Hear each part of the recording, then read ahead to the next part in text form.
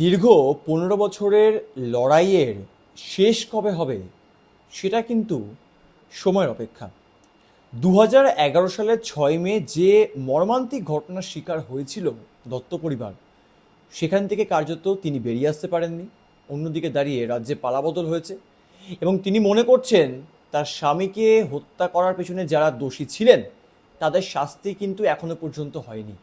আর সেই মর্মেই মুখ্যমন্ত্রী শুভেন্দু অধিকারীর জনতার দরবারে তিনি উপস্থিত হয়েছিলেন, তাকে জানিয়েছেন তার কি কি অভিযোগ রয়েছে এবং তদন্ত কিভাবে এগিয়েছে গত 15 বছরে সেই বিষয়টাও কিন্তু জানিয়েছেন। নমস্কার, দেখছেন এই সময় লাইভ, আপনাদের সঙ্গে রয়েছে আমি সুব্রজিৎ। এই মুহূর্তে আমার সঙ্গে যিনি রয়েছেন তার সত্যি বলতে তেমন কোনো পরিচয়ের প্রয়োজন হয় না। নিহত তপন দত্তের স্ত্রী প্রতিমা দত্ত। দিদি, আপনাকে স্বাগত এই সময় লাইভে। 15 বছরের লড়াই, এখন অবধি ন্যায় বিচার পাননি। মুখ্যমন্ত্রীর সঙ্গে দেখা হয়েছেন, কি কি জানিয়েছেন তিনি, কি কি জানিয়েছেন আপনাকেও? আমি তাকে জানালাম যে তিনি তো ঘটনাটা পুরোই জানেন, যে 11 সাল থেকে কিভাবে মানে কেসটা চলছে কিভাবে, তিনি সবটাই জানেন। তাকে যেটা আমি নতুন করে জানালাম যে আমি 11 বছর, মানে 11 সালে আমার স্বামীর মৃত্যু হয়েছে, হত্যা হয়েছে। তাদের সঙ্গে যারা যুক্ত নেতা মন্ত্রী তৃণমূলের, তারা মোটামুটি ছাড়া বেকসুর খালাস পেয়েছে, ডিউ টু পুলিশ ঠিকমতো তথ্য দিতে পারেনি তাই।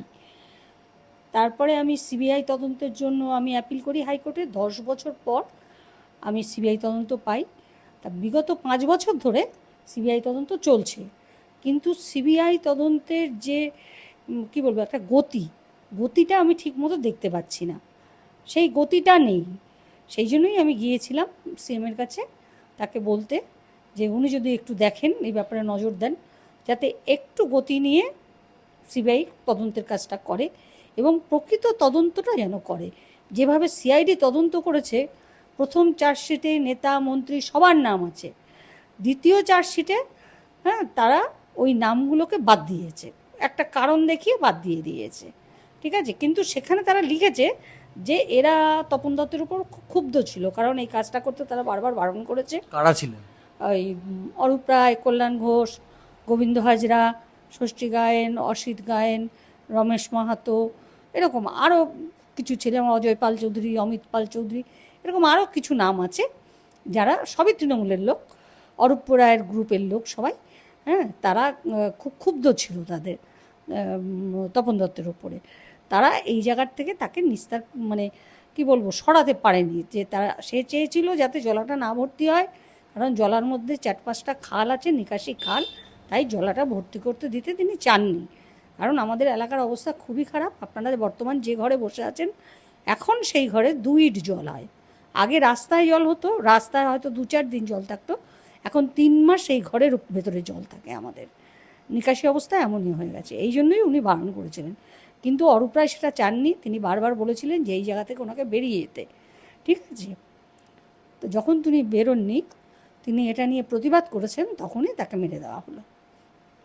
সেক্ষেত্রে দাঁড়িয়ে আপনার মানে প্রাথমিক অভিযোগ ছিল অরূপ রায়ের বিরুদ্ধে, এবং সেখান থেকে দাঁড়িয়ে আমরা জানি যে তপন দত্ত তিনি পরিবেশ মানে বাঁচাওয়ার জন্য, মানে পরিবেশ বাঁচাও আন্দোলন কার্যত তিনি অন্যতম মুখ ছিলেন, এবং তিনি বলেছিলেন যে বালির জগ আসা থেকে শুরু করে বিভিন্ন জায়গায় এবং শত শত বিঘা জমি যেখানে জলা জমি ছিল সেগুলো যেন না বোঝানো হোক, এই একটা টালবাহানা চলছিল। 2011 সালের 6 মে যখন এই ঘটনা ঘটলো, তখনও কিন্তু বামেরা সরকারে রয়েছে, এবং আমরা জানি যে এখান থেকে কিছুটা দূরত্বে স্টেশনের লেভেল ক্রসিংয়ের ওখানেই সেই মর্মান্তিক ঘটনা ঘটেছিল, যে ঝাঁঝরা করে দেওয়া হয়েছিল কার্যত বলা চলে। সেখান থেকে দাঁড়িয়ে এই অভিযোগ আপনি আগে করেছেন যে সিপিএমের সঙ্গে যোগ করে এই অরূপ রায় বা তারা একসঙ্গে মিলিয়ে করেছেন।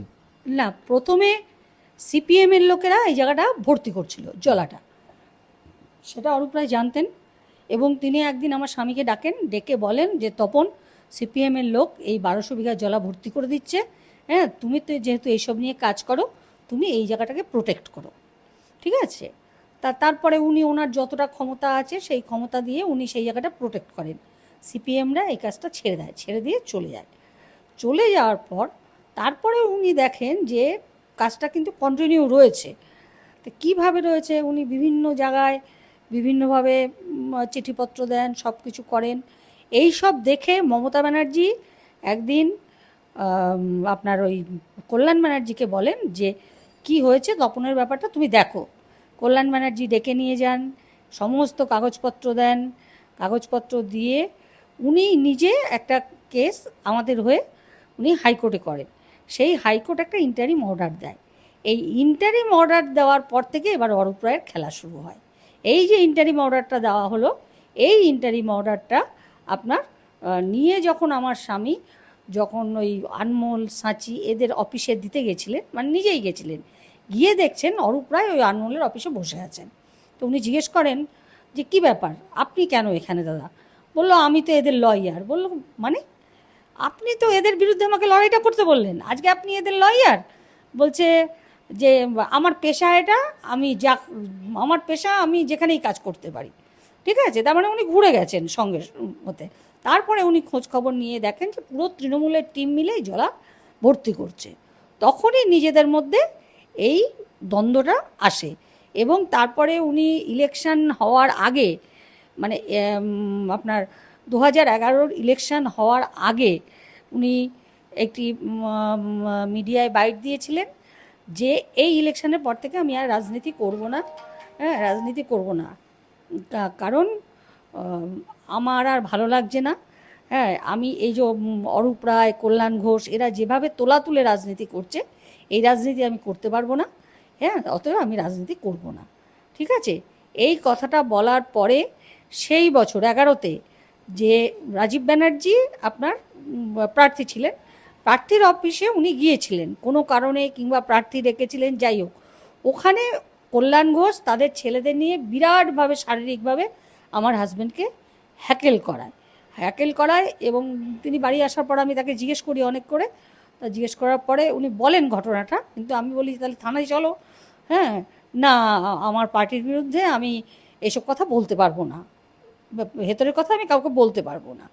ঠিক আছে, এরপরে উনি ওই আপনার 6 তারিখে ওনার গুলি লাগে। আমরা দেখেছিলাম 2012 সালে যখন সিআইডিকে যখন তদন্তভার দেওয়া হয়েছিল, সেক্ষেত্রে আপনি অভিযোগ করেছেন যে এফআইআর এবং চার্জশিটে অনেকের নাম ছিল সাপ্লিমেন্টারি চার্জশিট, সেখান থেকে মানে সেখানে অনেকের নাম বাদ গিয়েছিল। অন্যদিকে দাঁড়িয়ে আমরা বিভিন্ন সময় দেখেছি রাজ্যের একাধিক কেসে কিন্তু সিবিআই তদন্ত হয়েছে। গত 5 বছরে যেভাবে সিবিআই আধিকারিকরা তদন্ত করেছেন, তাতে আপনি কি খুশি? এবং আপনি মুখ্যমন্ত্রীকে এও জানিয়েছেন যে সিবিআই তদন্তের গতি প্রকৃতি এখন কি রয়েছেন, মুখ্যমন্ত্রী আপনাকে পাল্টা সেই বিষয়ে কি জানিয়েছেন? মুখ্যমন্ত্রী আমাকে যেটা বললেন সেটা বললেন, সিবিআই দপ্তর যেহেতু ওনার দপ্তর থেকে পুরো আলাদা, সম্পূর্ণ আলাদা দপ্তর একটা, উনি ডাইরেক্ট ওখানে কিছু দিল্লিতে কিছু বলতে পারবেন না, কিন্তু এখানে যারা এই দপ্তরেটা চালাচ্ছে তাদের সাথে উনি কথা বলবেন, কথা বলে পুরো ব্যাপারটা দেখবেন। আপনাকে সেদিন দেখা মাত্রই মুখ্যমন্ত্রী চিনতে পেরেছিলেন? একদম, উনি চিনতে পেরেছেন। উনি সবই, মানে আমার নাম জানেন, আমি কত বছর ধরে লড়াইটা করছি, কিভাবে করছি। হ্যাঁ, উনি তার জন্য আমাকে ধন্যবাদও দেন। হ্যাঁ, যে এত বছরের লড়াই আপনার। আমিও বললাম যে আপনি তো সবই জানেন, আপনি এবার একটু দেখুন আমি যেন সঠিক বিচারটা পাই। এতদিন তো বিচারটা পাচ্ছিলাম না, কারণ ballistic report, CID ballistic report দেবো বলে আমাকে বলেছিল সেকেন্ড চার্জশিট দেবে, কিন্তু সেকেন্ড চার্জশিট যখন এলো দেখলাম তার মধ্যে ব্যালিস্টিক রিপোর্ট নেই। হ্যাঁ, শুধু ওই অরূপ রায় থেকে, অরূপ রায়, কল্যাণ ঘোষ, গোবিন্দ হাজরা এরকম কয়েকটি নাম বাদ গেছে, শুধু 7টি নাম ওর মধ্যে আছে, যেটা হচ্ছে ষষ্ঠী গায়েন, অসিত গায়েন, রমেশ মাহাতো, বাপ্পি, বাবন, আরও 2জন, একটা হচ্ছে সন্তোষ আর একটা হচ্ছে বি বাপি। হ্যাঁ, তখনও পর্যন্ত সন্তোষ আর বি বাপিকে তারা খুঁজে পায়নি, অ্যাবসকন্ডেড দেখিয়েছিল। ঠিক আছে, এই কজনের নাম নিয়েছিল, কিন্তু এখানে প্রকৃত চক্রান্তকারী হচ্ছে অরূপ রায়, প্রকৃত চক্রান্তকারী। তার আগেও যদি আপনারা আমাকে বলতে বলেন, আমি বলবো এই চক্রান্তে মদত যিনি করেছেন তিনি হচ্ছেন মমতা ব্যানার্জি। কেন বলবো, যখন এই জলাটা ভর্তি হচ্ছিল প্রথম, তখন কিন্তু এই মমতা ব্যানার্জি কল্যাণ ব্যানার্জিকে ডেকে বলেছিলেন তুমি ব্যাপারটা দেখো। তার কথাই কিন্তু কল্যাণ ব্যানার্জি কেসটা করেছিলেন, করে উনি ইন্টারিম অর্ডার নিয়েছিলেন। কিন্তু উনি যেই মারা গেলেন, মারা যাওয়ার পর কিন্তু মমতা ব্যানার্জি আর কোনো রকম স্টেপ নেননি, কোনো রকম স্টেপ নেননি। আমি 3বার ওনার কাছে গেছি, চিঠি দিয়েছি, কিন্তু উনি একবারও আমার সাথে দেখা করেননি। সেখান থেকে আপনার বা এখন আপনি যেহেতু মুখ্যমন্ত্রীর সঙ্গে দেখা করেছেন, তিনি আপনাকে আশ্বস্ত করেছেন, আপনার পরবর্তী পদক্ষেপ কি হতে চলেছে?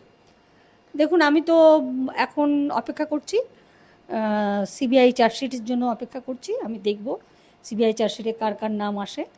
হ্যাঁ, তবে আমার মনে হয় সিবিআই একটা এবার যে তদন্তটা করছেন ওনারা মানে ইলাবরেটলি করছেন ওনারা। হ্যাঁ, মোটামুটি আগে যে সিআইডির বেলায় যা হয়নি, কাউকে ডাকা হয়নি, কিছু হয়নি, হ্যাঁ, না ডেকেই ওনারা সব, কিন্তু ওনারা মনে হচ্ছে সবাইকে ডাকছেন, সবার সাথেই কথা বলছেন। হ্যাঁ, এবার দেখি চার্জশিট কী বেরোয়, চার্জশিট যা বেরোবে তারপরে আমি সিদ্ধান্ত নেবো যে আমি কী করব। অর্থাৎ স্বাভাবিকভাবে আমরা কথা বলছিলাম নিহত তৃণমূল নেতা তপন দত্তের স্ত্রী প্রতিমা দত্তের সঙ্গে। তিনি যেমনটা জানাচ্ছিলেন যে গত 15 বছর ধরে তিনি লড়েছেন, কখনো সিআইডি তদন্তভার পেয়েছে, কখনো সিবিআই পেয়েছে, কিন্তু এখনো পর্যন্ত কিন্তু ন্যায় বিচার তিনি পাননি। কারণ অর্থাৎ এফআইআরে এবং চার্জশিটে যাদের নাম ছিল 2011-12 সালে, সাপ্লিমেন্টারি চার্জশিটে কিন্তু তাদের নাম আর খুঁজে পাওয়া যায়নি। কার মদতে এই ঘটনা ঘটেছে সেটা যেরকম তদন্তের আওতায় অবশ্যই পড়বে, অন্যদিকে দাঁড়িয়ে জনতার দরবারে মুখ্যমন্ত্রী শুভেন্দু অধিকারীর সঙ্গে তিনি সাক্ষাৎ করেছেন। মুখ্যমন্ত্রী তাকে আশ্বস্ত করেছেন যে 15 বছর ধরে যে লড়াই তিনি লড়ছেন সেই লড়াইয়ের অবসান ঘটবে এবং যারা সত্যি দোষী তারা শাস্তি পাবেন। ক্যামেরা কিশোর মুখোপাধ্যায়ের সঙ্গে সুব্রজিৎ চক্রবর্তী, এই সময় লাইভ, বালি।